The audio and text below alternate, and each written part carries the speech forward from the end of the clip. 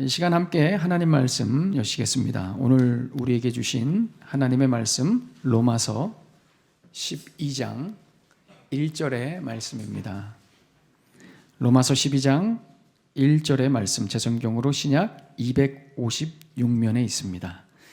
우리 한 구절 우리 다 같이, 오늘은 다 같이 한 목소리로 다 같이 읽겠습니다. 시작. 그러므로 형제들아, 내가 하나님의 모든 자비하심으로 너희를 권하노니 너희 몸을 하나님이 기뻐하시는 거룩한 산 제물로 드리라. 이는 너희가 드릴 영적 예배니라. 아멘. 이렇게 만나 뵙게 돼서 반갑습니다. 우리 여러분 담임 목사님은 제가 이번에 처음 만났지만 우리 이렇게 너무나도 귀하시고 좋으신 분 같습니다. 제가 동생 목사님을 같은 교회에서 같이 있기 때문에 잘 압니다. 그래서 우리 역시 동생 목사님도 아주 훌륭하시고 너무 귀하신 분인데 목사님도 똑같은 것 같습니다. 우리 유관재 목사님하고는 오랫동안 제가 잘 알고 있고 또 그 교회를 통해서 이렇게 이곳에 교회가 개척된다는 소식을 듣고 있었습니다. 그런데 이렇게 제가 또 이곳에 와서 여러분과 함께 말씀을 나눌 기회가 있어서 너무나도 영광이고 감사합니다.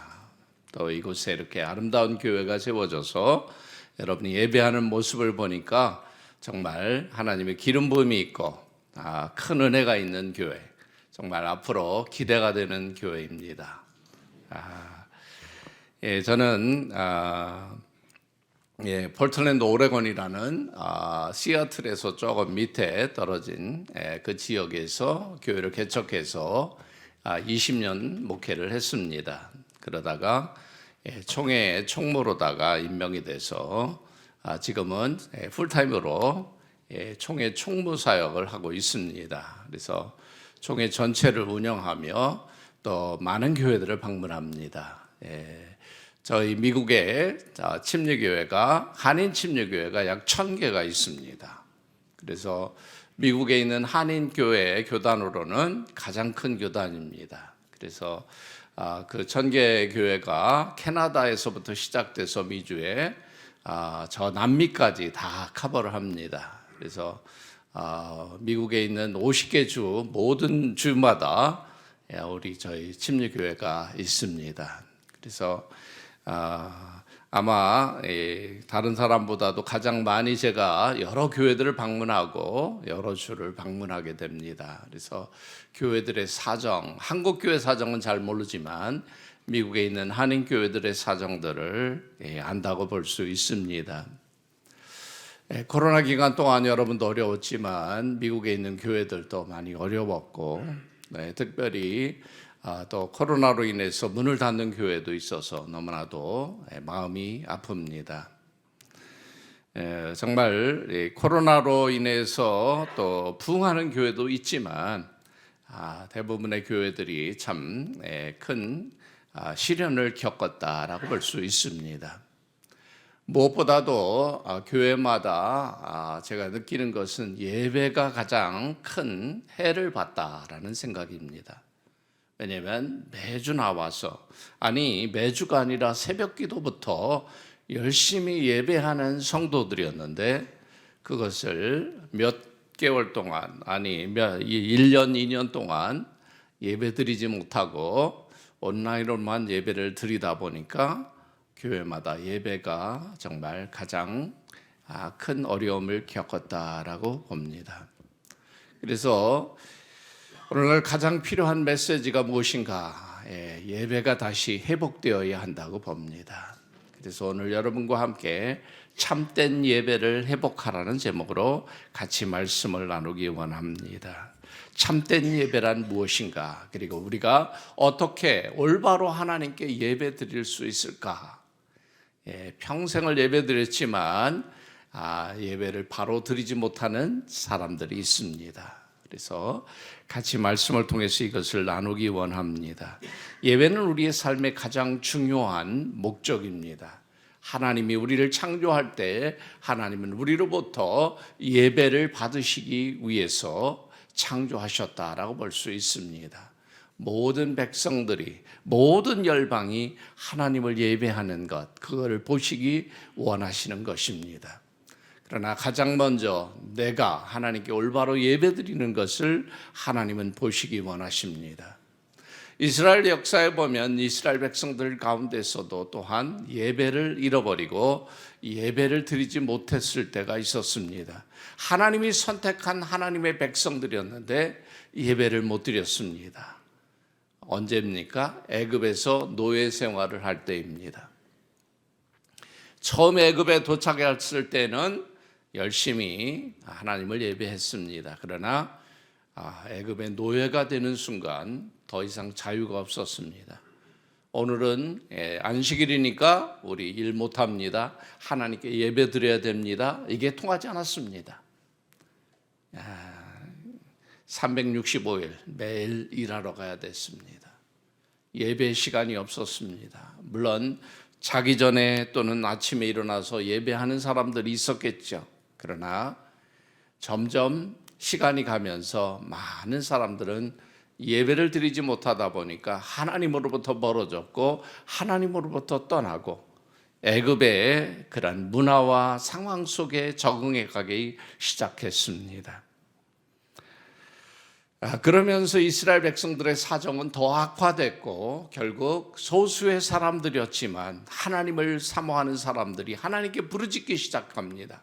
그리고 하나님은 그들에게 은혜를 베풀기로 원하시고 모세를 보내셨죠. 그러나 모세를 보내셔서 하나님이 처음 이스라엘 백성들을 구원하기 위해서 하신 일의 첫 번째 스텝이 뭔지 아십니까? 예배를 회복하는 것이었습니다. 처음부터 그들을 가나안 땅으로 인도하겠다. 물론 하나님의 마스터 플랜에는 다 있었습니다. 그러나 그것이 아니라 예배였습니다. 모세가 바로를 찾아가서 요청한 게 무엇입니까? 우리 가나안 땅으로 가게 해 주십시오? 아닙니다. 우리가 3, 4일 길을 가서 예배하게 하소서, 하나님께 제사 드릴 수 있도록 허락해 달라라는 요청을 했습니다. 결국 그것은 하나님이 정해주신 장소에 가서 하나님께 온전히 예배 드린다는 것이었습니다. 하나님의 회복의 역사는 항상 예배로 시작합니다. 예배가 올바로 회복될 때에 우리 삶의 다른 모든 문제들과 모든 것들이 회복된다는 것을 기억해야 할 것입니다. 결국 이스라엘 백성들은 이제 이 출애굽을 하게 되고 그들은 시내산에 가서 그곳에서 하나님을 예배하게 됩니다. 그리고 하나님이 그곳에 머물려고 하고 그곳에서 하나님이 율법의 말씀과 하나님의 임재를 상징하는 법궤를 만들게 합니다. 그리고 법궤가 다 만들어졌을 때에 이스라엘 백성들이 이제 가나안을 향해서 떠나게 됩니다. 그들이 여행을 하고 이제 길을 갈 때 법궤가 앞에서 이제 인도했습니다. 그래서 법궤를 바라보면서 갔고 그들이 잠을 잘 때는 법궤가 놓인 곳에 동서남북으로 나눠서 그 법궤를 바라보면서 잠을 자고 그렇게 했습니다. 하나님께서 그들의 삶 속에서 예배하는 삶, 하나님의 임재와 하나님의 임재를 바라보고 사모하는 삶을 40년 동안이나 훈련시켜 주신 것입니다. 성경은 시작부터 끝까지 예배에 대한 강조를 하고 있습니다. 인간이 처음 창조됐고 처음 배우고 처음 한 일이 무엇이라고 생각합니까? 예배입니다. 안식일, 인간을 창조하고 6일째 인간을 창조하고 7일째 하나님이 안식하셨다 그랬습니다. 인간도 같이 안식했겠죠. 안식하면 뭐 하는 겁니까? 잠만 자는 겁니까?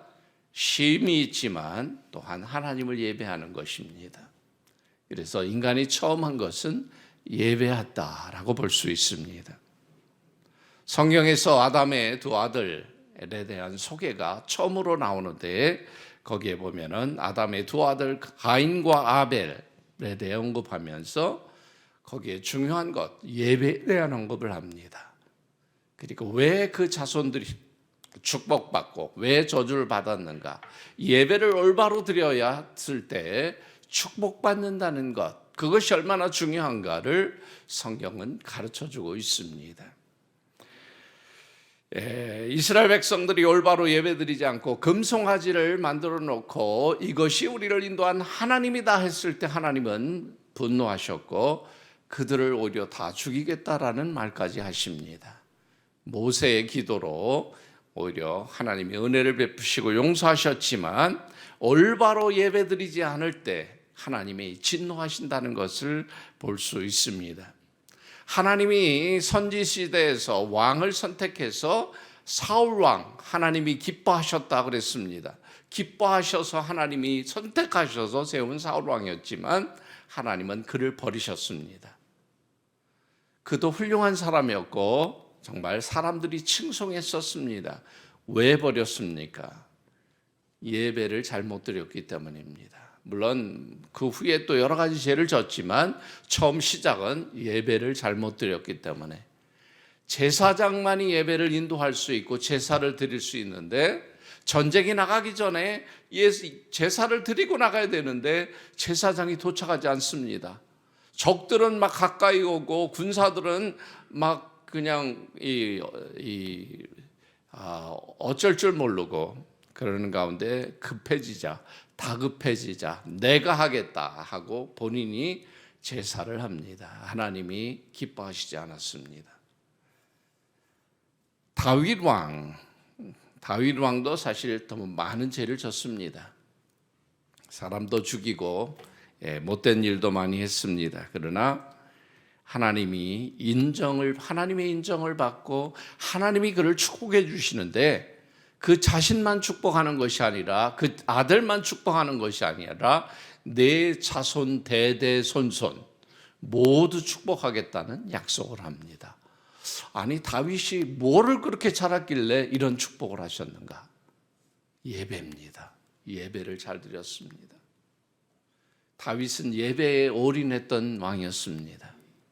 여러분이 잘 아는 법궤를 메고 올 때 5, 6발걸음 뛸 때마다 제사를 드리고 하나님을 예배했던 그 열정, 예배의 모습, 그것이 다윗으로 하여금 하나님의 인정을 받고 축복을 받도록 했던 것입니다.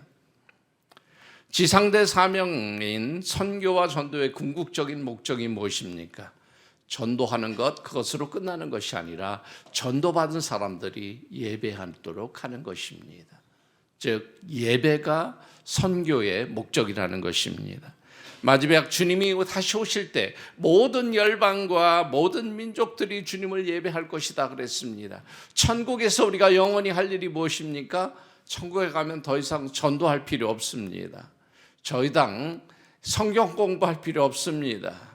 주님 직접 만나서 얘기할 텐데, 그러나 우리는 주님을 예배하게 될 것입니다. 그래서 구원받은 우리에게 가장 중요한 것은 예배가 최우선이 되어야 됩니다. 특별히 그러면 하나님이 기뻐하시는 예배, 하나님이 받으시는 예배는 과연 무엇인가? 성경을 통해서 예배에 대해서 중요한 성경 구절 이제 몇 가지를 가지고 3가지로 하나님이 기뻐 받으시는 참된 예배를 회복하기 위해서 우리가 해야 될 것, 어떤 예배를 드릴 것인가 말씀을 드립니다. 첫 번째, 믿음으로 드리는 예배를 드려야 합니다. 믿음으로 예배해야 합니다. 히브리서 11장 4절을 보면 믿음으로 아벨은 가인보다 더 나은 제사를 하나님께 드림으로 의로운 자라 하시는 증거를 얻었으니 하나님이 그 예물에 대하여 증언하심이라. 그가 죽었으나 그 믿음으로써 지금도 말하느니라. 창세기에 가인과 아벨의 제사에 대해서 이야기하지만, 그래서 하나님이 아벨의 제사는 기쁘게 받으셨지만 가인의 제사는 기쁘게 받지 아니하셨다 그랬습니다. 똑같은 장소에서 예배드리고 있었지만 한 사람의 제물은 받으시고 한 사람의 제물은 받지 않았다. 한 사람의 예배는 받고 한 사람의 예배는 받지 않았다. 그 이유가 무엇인가? 창세기에서는 그 이유를 정확히 얘기하지 않지만 그 창세기를 해석하며 히브리서에서 그 이유는 바로 믿음이다라고 말합니다. 믿음으로 예배한 예배는 하나님이 받으시지만 믿음으로 드리지 않은 예배는 받지 않는다는 것입니다. 여러분이 지금 같이 예배를 드리고 있습니다. 그러나 여러분이 믿음으로 예배한다면 하나님이 기뻐 받으시지만 믿음으로 예배드리지 않고 있다면 여러분의 예배는 받지 않는다는 것입니다. 그러면 어떤 예배를 드려야 되는, 믿음으로 예배를 드려야 된다고 그러는데 어떤 믿음을 가져야 되는가? 이게 질문입니다. 제가 저는 어릴 때부터 신앙생활을 했지만 어릴 때 성경을 읽으면서 이 말씀과 또 믿음이 없이는 하나님을 기쁘시게 하지 못한다라는 말을 읽으면서 제가 걱정이 됐습니다. 왜냐하면 제 믿음이 그렇게 큰 것 같지 않아서. 성경을 보니까 가장 작은 겨자씨만한 믿음만 있어도 산을 옮긴다고 그러는데 저는 기도해도 이루어지는 것 같지도 않고 산은커녕 볼펜 하나도 안 움직이는데 이 제 믿음 갖고는 하나님을 기쁘게 하기는 불가능하다. 그러니까 내 예배는 받지도 않으시겠구나. 내 기도는 하나님의 응답도 안 하시겠구나. 이런 생각을 잘못 알았습니다. 그러나 성경을 더 묵상하면서 성경을 알아가면서 하나님이 요구하시는 것은 산을 옮기는 그런 믿음이 아니라는 것을 깨달았습니다. 우리에게 하나님이 요구하시는 것은 어린아이도 할 수 있는, 오늘 처음 교회 나온 사람도 할 수 있는 가장 기본적인 믿음이라는 것을 깨닫게 됩니다. 히브리서 11장 6절을 보면 역시 믿음으로 예배하는 것에 대해서 연결된 말씀입니다. 믿음이 없이는 하나님을 기쁘시게 하지 못하나니 하나님께 나가는 자는 반드시 그가 계신 것과 또한 그가 자기를 찾는 자들에게 상 주시는 이심을 믿어야 할지니라. 정확히 어떤 믿음을 가져야 할지를 여기서 가르쳐 줍니다. 믿음으로 예배해야 된다라고 말하면서 그러면 믿음으로 예배하는 것은 어떤 믿음을 가져야 되는가? 두 가지를 이야기합니다. 첫 번째는 반드시 그가 계신 것과, 즉 하나님이 계시다는 것을 믿어야 한다는 것입니다. 목사님, 하나님이 안 계신다고 생각하면 제가 여기 나와 있겠습니까? 그거는 너무 상식적인 거 아닙니까? 기본적인 거 아닙니까? 그러나 여기서 말하는 것은 그저 하나님이 하늘나라에 계시겠지, 어딘가 계시겠지, 그런 이야기가 아닙니다. 여기서 말하는 건 내가 예배하고 있는 이곳에 하나님이 이곳에 계신다고 믿는 것입니다. 지금 이 시간 이 순간 하나님이 여기 함께 하시고 하나님이 여기 계시다는 것을 믿는 믿음입니다. 여러분 믿으십니까? 보이지 않기 때문에 우리는 교회 와서 예배할 때 목사님만 바라보고 찬양대만 보고 같이 예배하는 다른 사람들만 바라봅니다. 그리고는 집으로 돌아갑니다. 그것은 진정한 예배가 아닙니다. 우리는 하나님을 예배하러 왔습니다. 그 하나님이 영이시기 때문에 우리의 눈으로 보이지 않지만 하나님이 여기 계신 것을 믿어야 한다고 했습니다. 여러분이 무릎 꿇고 기도하는 그 순간 이것도 하나님께 나아가는 것입니다. 하나님께 나가는 자는 반드시 그가 계신 것을 믿어야 한다고 했습니다. 하나님이 내가 기도하는 그 순간 그곳에 계신다고 믿어야 합니다. 그리고 기도하면 그것이 하나님이 기뻐 받으시는 기도가 되는 것입니다. 또 두 번째는 뭡니까? 그가 자기를 찾는 자들에게 상 주시는 이심을 믿어야 할지니라. 하나님을 찾을 때, 하나님을 예배할 때 하나님이 상을 주시고 은혜를 주신다는 것을 믿어야 한다는 것입니다. 오늘도 지난주와 같이, 지난 2년처럼 똑같이 예배 드리니까 뭐 특별한 게 있을까 하고 이런 생각으로서 예배를 드린다면 여러분에게 특별한 하나님의 은혜는 없을 것입니다. 그러나 늘 예배드리는 그 순간이지만 오늘도 하나님이 내게 은혜를 베풀어 주실 거야. 찬양하는 순간부터, 기도하는 순간부터, 예배 설교를 듣는 순간까지, 아니 마치는 순간까지 이 공간 자체, 예배 장소에 같이 함께 예배하는 것 자체로 하나님이 내게 은혜를 베풀어 주시고 상을 주신다는 것을 믿어야 한다는 것입니다. 이 두 가지 너무나도 간단합니다. 오늘도 하나님이 이 자리에 함께 하시고 여러분에게 상을 주시고 은혜를 주신다는 것 반드시 믿으시기 바랍니다. 어떤 예배를 드리더라도, 새벽 예배에 나와서 예배를 드린다 하더라도, 개인적으로 여러분이 하나님께 무릎 꿇고 예배를 드리는 그 순간에도 하나님이 여기 계시죠. 하나님 오늘도 저에게 상을 주실 줄 믿습니다. 말씀을 읽으면서도 하나님이 여기서 계시고 이곳에 계시고 제게 말씀하시기 원하시는 줄 믿습니다. 오늘도 저에게 주실 말씀이 있는 줄 믿습니다. 이렇게 말씀을 읽다 보면 하나님의 음성을 듣게 되는 것입니다. 두 번째로 자신을 온전히 내어드리는 예배를 드려야 됩니다. 예배는 어떤 콘서트에 가서 음악을 듣고 잘 들었다 하고 가는 것보다는 예배는 나 자신을 드리기 위해서 하나님께 나오는 것입니다. 오늘 읽은 본문 말씀 로마서 12장 1절에 그러므로 형제들아 내가 하나님의 모든 자비하심으로 너희를 권하노니 너희 몸을 하나님이 기뻐하시는 거룩한 산 제물로 드리라. 이는 너희의 드릴 영적 예배니라. 구약 시대에 보면 예배는 지금의 예배와 전혀 달랐습니다. 그 구약 시대 예배의 가장 중심은 동물을 잡아서, 양을 잡아서 이제 피를 뿌리고 제사장이 거기서 그거로다가 기도해 주는 그런 형식이었습니다. 설교가 주가 아니었습니다. 제물을 드리는 것이 가장 중심에 있었습니다.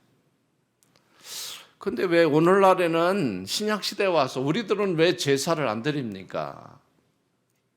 여러분 잘 아시죠?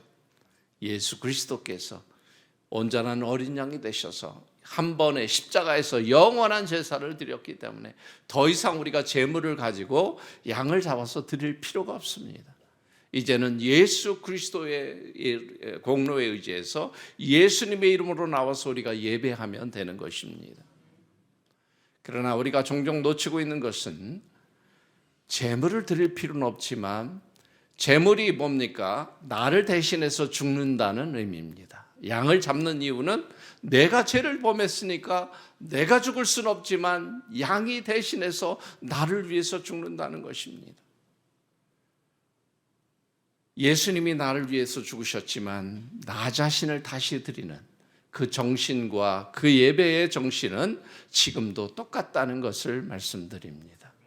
그래서 산 제물로 드리라고 한 것입니다. 죽지는 말라는 겁니다. 제물로 자신을 드릴 필요 없다는 것입니다. 그러나 마음과 정성으로 나 자신을 온전히 하나님께 드리는 것, 그것이 진정한 영적인 예배라는 것입니다. 아브라함이 창세기 22장에 보면 독자 아들을 데리고 와서 내게 제물로 드리라 그럽니다. 그리고 아브라함은 아들 이삭을 데리고 가서 제물로 드리기로 합니다. 물론 하나님이 중간에 마지막 순간에 막으시고 어린 양을 대신 드리게 했지만 여기에서 자신보다도 귀한 아들을 드리는 아브라함의 예배를 봅니다. 이거야말로 예배의 절정이라고 말할 수 있습니다. 우리가 이렇게 자신을 죽일 필요는 없지만 그러나 우리 자신을 온전히 드리겠다는 그런 마음, 그런 것이 우리에게 있어야 될 것입니다. 예수님께서 십자가에서 자신을 드리셨습니다. 그것은 우리의 죄를 사하는 그런 놀라운 역사지만 그것은 가장 그레이테스트, 가장 큰 예배의 사건입니다. 자신을 온전히 하나님께 드리는 예배의 사건이라고 볼 수 있습니다. 이렇게 예배는 자신을 드리는 것입니다. 제가 다니는 교회에 지금 소속되어 있는 교회는 유성교회라는 교회인데 새 노래라는 그런 말입니다. 이 새 노래라는 말은 시편에 새 노래로 찬양하라라는 말들이 많이 나오죠. 거기에서 이제 따온 거라고 볼 수 있습니다. 시편 40편 3절에 보면 이런 말씀이 나옵니다. 새 노래 곧 우리 하나님께 올릴 찬송을 내 입에 두셨으니 많은 사람이 보고 두려워하여 여호와를 의지하리로다. 이것도 하나의 예배의 모습입니다. 영어 성경에 보면 이것을 이제 이 영어 성경 중에 메신저 바이블이라는 그런 성경이 있습니다. 원어를 막 풀이해 갖고 조금 길게 풀이해서 쓴 성경입니다. 예. 한국말로 그 영어 성경을 다시 풀이하면 새 노래 곧 우리 하나님께 올릴 찬송을 그가 내게 가르쳐 주셨다. 더 많은 사람들이 이것을 보며 하나님께 자신을 버리고 그 신비함 속으로 들어갔더라. 사람들이 잘못 오해하는 성경 구절을 오해하는 것 중에 새 노래로 찬양하라 그러니까 새로운 노래를 막 작사 작곡해 갖고 많이 찬양을 하라는 얘기인가 보다. 물론 그것도 해야 합니다. 그리고 하나님이 기뻐하십니다. 그러나 여기에서 말하는 것은 하나님이 새 노래를 우리의 입에 두셨다. 즉 우리에게 가르쳐 줬다는 것입니다. 배운 것도 아닌데 갑자기 오늘 교회 나왔는데 찬양팀이 찬양을 하는데 한 번도 들어본 적이 없는 노래를 하는 거예요. 아니 교인들이 막 다 따라하는 거예요. 아니 저거 내가 교회 제일 많이 나온 사람인데 개척할 때부터 나왔는데 어떻게 저렇게 모르는 노래를 다 유창하게 하는데 나는 모르고 있는가. 그래서 이상하다 하면서 예배를 들어오는데 갑자기 나도 그 노래를 하기 시작하는 겁니다. 하나님이 가르쳐. 그래서 그 신비함 속에 내가 들어가는 겁니다. 그때 자신을 온전히 버리며, 여기에 버리다라는 말, 영어 성경엔 abandon이라는 말인데 사전에서 이렇게 정의합니다. 다시는 권리나 이권을 주장하지 않을 계획으로 포기하다. 누군가에게 대한 통제 또는 영향력을 포기하다. 자기 자신에 대한 통제나 영향력, 또 자기 자신의 권리나 이권을 다 내려놓고 포기하고 그 신비한 예배 속으로 들어간다는 것입니다. 이것이 예배입니다. 이사야서 6장에 보면 이사야가 성전에서 하나님께 소명을 받는 이야기가 나옵니다. 주로 전도에 대한 메시지 또는 선교에 대한 메시지를 할 때 이 설교를 많이 들었을 것입니다. 주여 내가 여기 있나이다 나를 보내소서. 우리는 그렇게 기억을 합니다.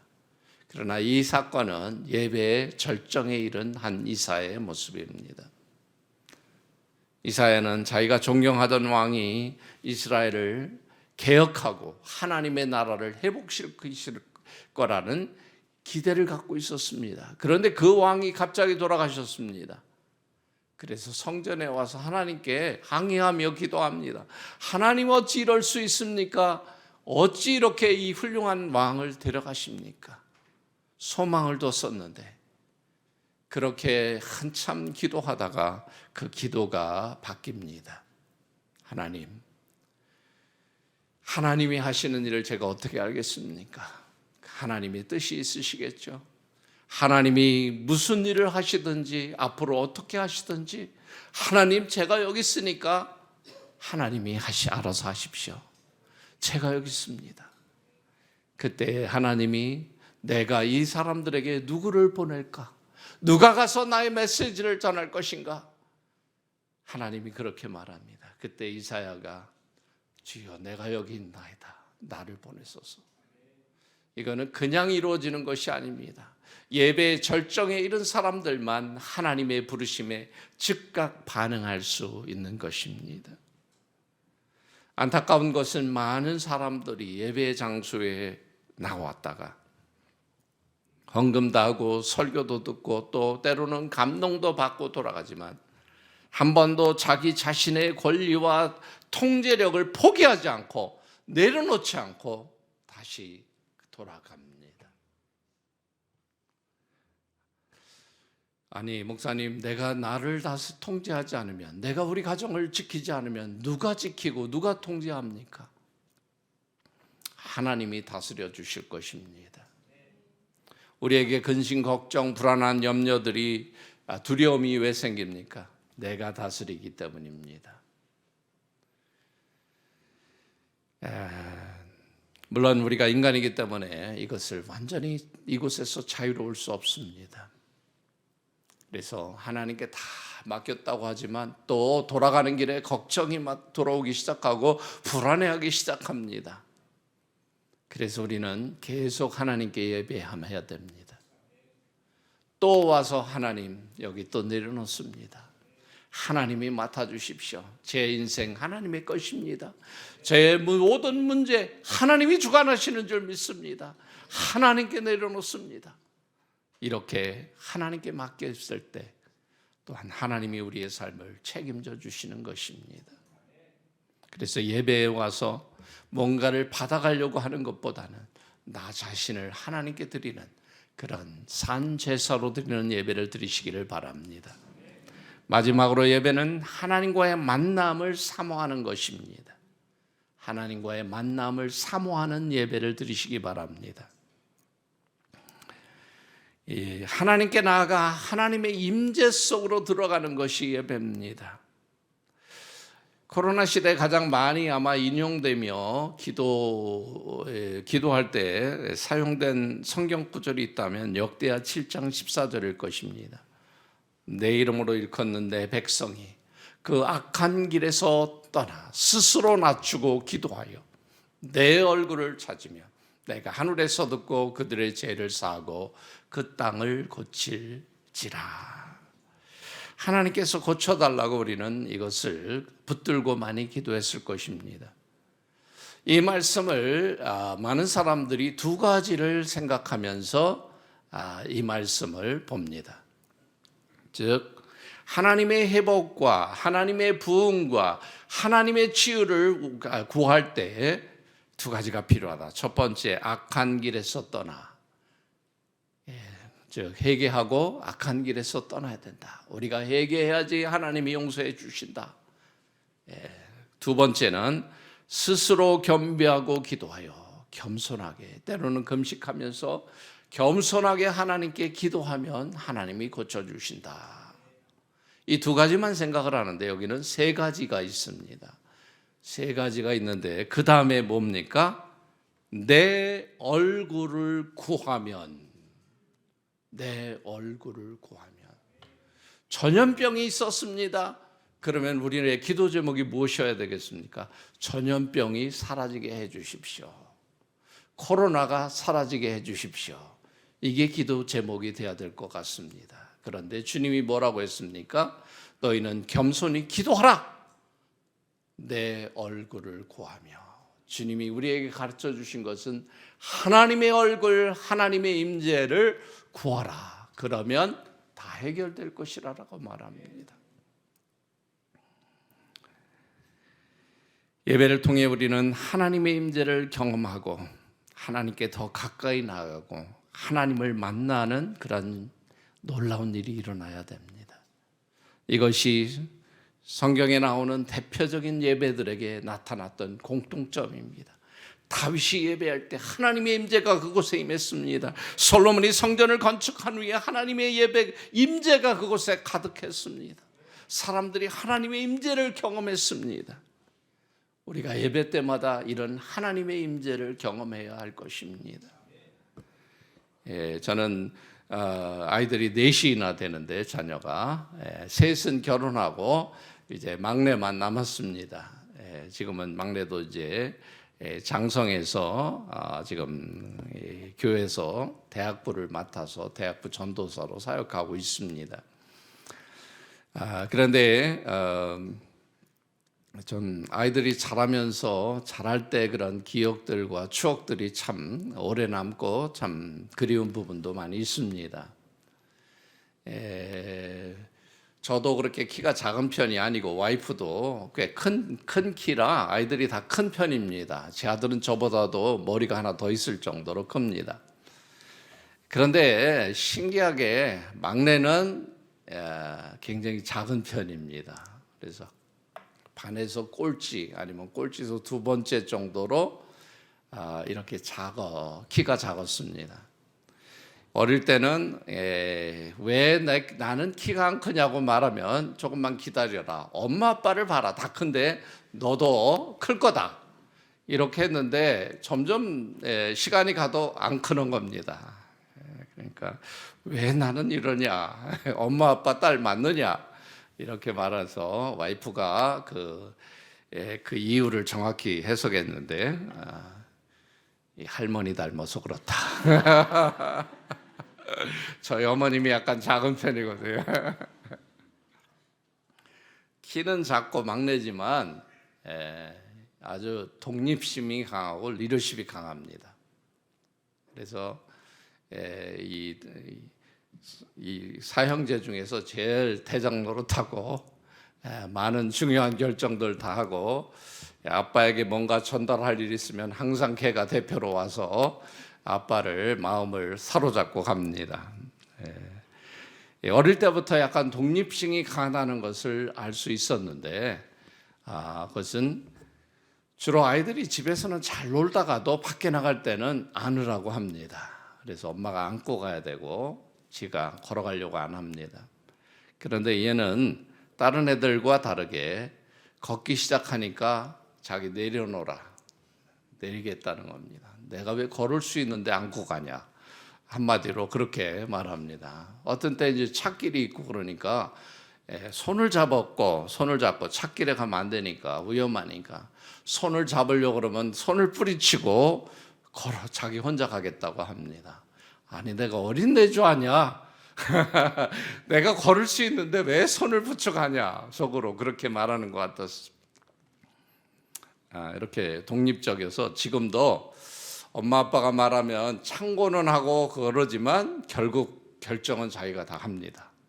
그래서 그런데 이제 이 아이가 유일하게 안으라고 할 때가 있습니다. 언제냐면 엘리베이터를 탈 때 아빠 안아줘 안아 하고 이야기합니다. 어떤 때는 양쪽 손에 짐을 가지고 있어갖고 이거 불편하니까 조금만 기다려라. 30초도 안 걸려서 올라간다. 그래도 얘는 계속 아빠 안아 하고 울려고 합니다. 그래서 결국에는 이제 짐을 내려놓고 아이를 번쩍 안으면 아이가 기뻐합니다. 왜냐하면 아이들은 엘리베이터 타면 뭘 하기 원합니까? 가서 넘버를 눌러야 됩니다. 그걸 눌러야 되는데 키가 작아서 안다. 아빠가 다 하면 얼른 가서 그걸 누릅니다. 또 번호판이 왔다 갔다 하는 거 봐야 되는데 사람들이 많이 타면 다른 사람들 엉덩이밖에 안 보여요. 또 그리고 아빠가 안 왔을 때 그 아빠의 시야에서 볼 수 있는 모든 것, 아빠가 누릴 수 있는 것을 누리는 기쁨. 그래서 이 아이는 아빠가 안을 때까지 아빠 안아줘, 대리, 백미야 하고 이렇게 부르짖습니다.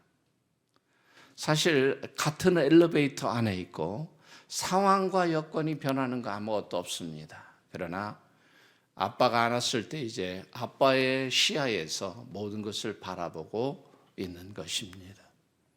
예배는 그런 것입니다. 하나님께 나와서 아빠, 하나님 안아주세요 하고 하나님이 여러분을 안아주시고 번쩍 들어주셨을 때 여러분은 여러분의 상황이 바뀐 것이 없더라도 하나님의 시야로 바라보면서 기뻐할 수 있고 감사할 수 있는 것입니다. 문제가 계속 있어도 교회 올 때는 근심, 걱정, 염려로 왔지만 주님 품에 안기고 주님이 안아주셨을 때 예배를 통해서 하나님의 임재를 느끼고 돌아갈 때에 여러분에게 기쁨과 즐거움과 찬양이 흘러넘치는 것입니다. 예배를 통해 하나님을 만나시기 바랍니다. 한 번의 만남이 여러분의 인생을 바꿀 수 있습니다. 그러나 한 번으로 만족하면 안 됩니다. 다윗이 매번 예배할 때마다 성령이 임하고 하나님의 임재를 느꼈던 것처럼 여러분 예배 드릴 때마다 하나님의 임재를 경험하고 하나님에게 안기시는, 하나님을 만나고 돌아가시는 여러분이 되시기를 주님의 이름으로 축원합니다. 기도하시겠습니다. 주님 감사합니다. 오늘도 귀한 말씀을 통해서 말씀하시고 정말 하나님이 기뻐하시는 참된 예배가 무엇인지 배웠습니다. 하나님 그런 예배를 회복하게 하여 주시옵소서. 늘 예배 때마다 믿음으로 드리게 하시고 우리 자신을 온전히 하나님께 내어놓는 예배가 되게 하여 주시고 하나님의 임재 속에서 하나님에게 안기는 그런 예배, 주님이 기뻐 받으시는 예배 되게 하여 주시옵소서.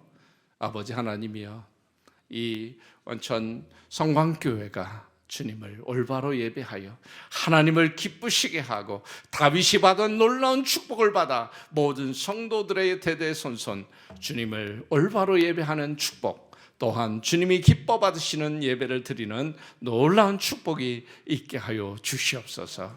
감사드리며 모든 말씀 예수 그리스도 이름으로 기도하옵나이다. 아멘.